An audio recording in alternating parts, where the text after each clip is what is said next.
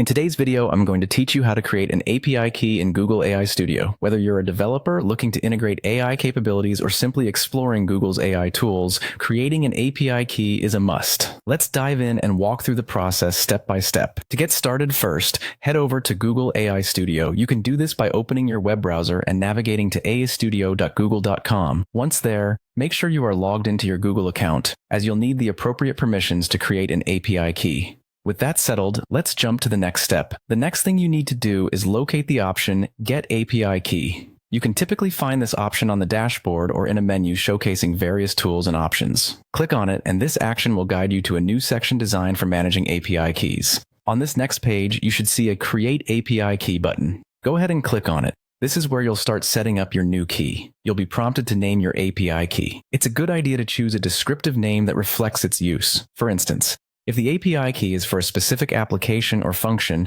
include that in the name. This practice helps you stay organized, especially if you're managing multiple keys. After naming your API key, you will need to select a project. In some cases, if you don't already have a project, Google AI Studio allows you to create a new one right there or import an existing project. Having a project is essential as it will manage and contain your API resources. It helps in organizing your work and makes it easier to apply specific settings and permissions. Once you have named your key and selected or created a project, you'll find an option labeled Create Key.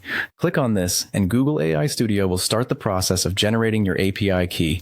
It may take a few moments, but soon you'll receive a confirmation that your key is ready. After your API key is generated, you should see a link to reveal your API key in a pop-up window. Click on this link. Now, your API key will be displayed, but be cautious here. API keys are sensitive information. Ensure you don't share them or check that they're stored securely. Finally, you'll notice an option to Copy Key. Clicking this will copy your API key to your clipboard, making it easy to paste into your application or environment where you intend to use it. Once copied, it's always a good practice to test the key in a safe environment to ensure it works as expected.